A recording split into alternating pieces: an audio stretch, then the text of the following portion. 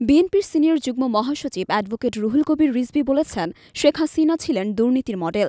এমন কোনো খাত নেই যেখানে তার দুর্নীতি নেই।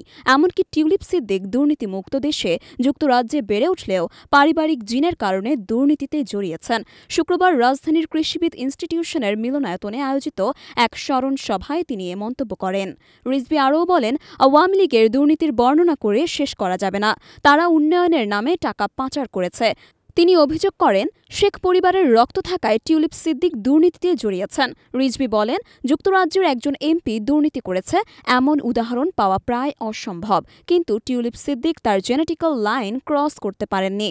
তিনি আরও বলেন, শেখ হাসিনা সবকিছুতে চাঁদাবাজি করে তাদের আত্মীয় স্বজনদের প্রতিষ্ঠিত করে গেছেন। প্রসঙ্গত, শেখ হাসিনার সরকার আমলে বাংলাদেশে 9টি অবকাঠামো প্রকল্প থেকে ৮০,০০০ কোটি টাকা আত্মসাতের অভিযোগ ওঠে। তাতেই শেখ হাসিনা ও তার পরিবারের অন্যান্য সদস্যদের সঙ্গে টিউলিপ সিদ্দিকের নাম আসে।